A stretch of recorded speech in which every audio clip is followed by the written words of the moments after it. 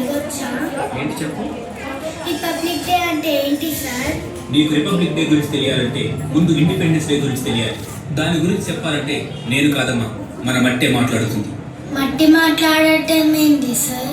ఈ దేహం మనది కాదు, మన దేశం కోసం అని పోరాడిన ఎందరో యోధులను తన ఒడిలో కలుపుకున్న ఈ మట్టే మాట్లాడుతుందమ్మా. అంటే దేశం అంటే మట్టా సార్? దేశం అంటే మట్టి కాదమ్మా. మరి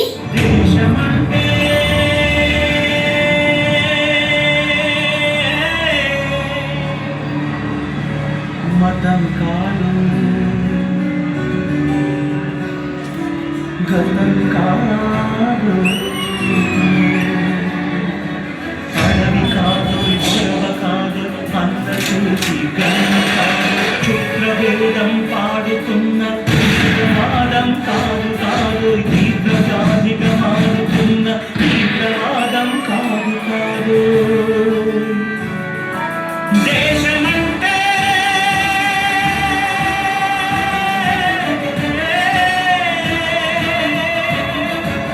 దేశమంటే మట్టి కాదు, దేశమంటే మనుషులు, దేశమంటే మనుషులు, దేశమంటే మనుషులు.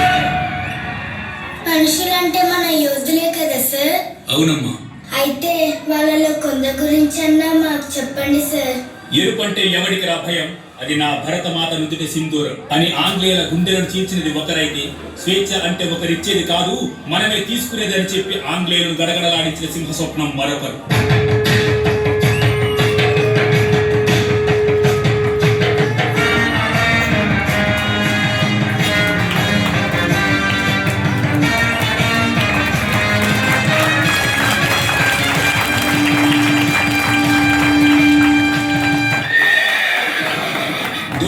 అన్యాయాలను అరికట్టాలంటే స్వాతంత్రం కోసం తిరగబడమే శరణ్యమని ఎదురు తిరిగిన మన్నం వీరుడు ఒకరైతే, విప్లవం మానవ జాతికి శాశ్వత హక్కు, స్వతంత్రం ప్రతి ఒక్కరి జన్మ హక్కు అని దేశం కోసం ప్రాణాలు అర్పించిన నిప్పు కణం మరొకరు.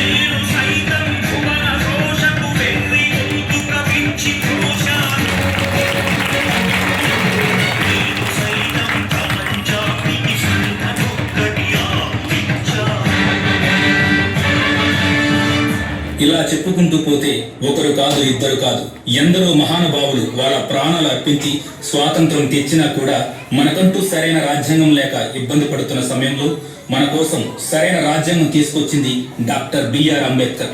ఆ రాజ్యాంగాన్ని అమలుపరిచిన రోజు జనవరి 26. దీన్ని మనం గణతంత్ర దినోత్సవంగా జరుపుకుంటున్నాం.